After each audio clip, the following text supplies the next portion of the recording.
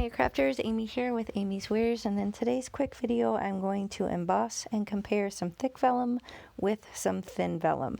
Now this thick vellum on the right I recently acquired from Amazon. I'll link it below with any of the other available products, but I'm going to compare it to this thinner vellum which I already had in my stash from Michaels. Now this is stemmed from a video I watched recently by Tiffany Solario. I'll link her video in the description box below if you want to check it out, but basically I was able to make some really nice embossed sympathy cards in a batch, and I wanted to compare even further with the vellum that I had to see what sort of results that I got.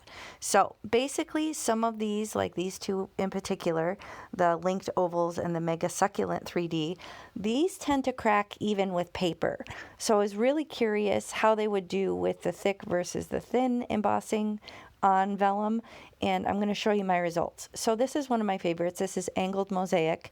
I did it on both the thick vellum as well as the thin vellum, and I actually didn't get cracking with either. I also didn't spritz any with water. So one of the things that Tiffany mentions, and I have tried in some of these, is with water spritzing and without. And honestly, I didn't notice that much of a difference. I think it might help marginally, but if it's going to crack, it's going to crack. I think regardless of the thickness, and I think that's more to do with the design of the embossing. Now this is a vintage lace, and again, both with the thick and the thin, it worked. There was one little tiny crack, but it was kind of within the design, not on the edge, and it happened with both, and it wasn't even really noticeable. So those worked great. Now this floral, you can see there's maybe a thin little crack on the side, or maybe I'm just remembering from my video, because this is the one I actually did 4 batched sympathy cards, which it may come out before or after this. But that floral worked great with both the thick and the thin.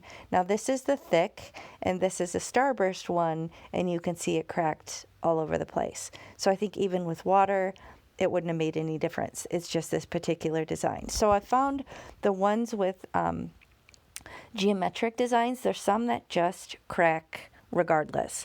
Like I said, this vellum, or sorry, the succulent one and the line one, those cracked like crazy.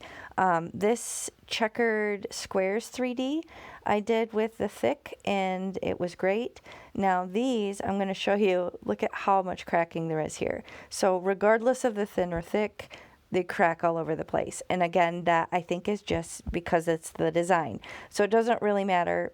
No matter what you do, I don't think you're really going to be able to emboss vellum with this particular lined ovals 3D. But like I said, I even had cracking with regular paper. So I think that's just a little bit tough on that design. Now this mega succulent, I don't know if there's like a weird crease in mine along the top, but there's a little bit of cracking with the thick vellum.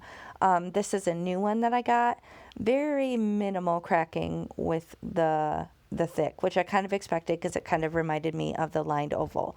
So I guess the takeaway here is you're just going to have to trial and error.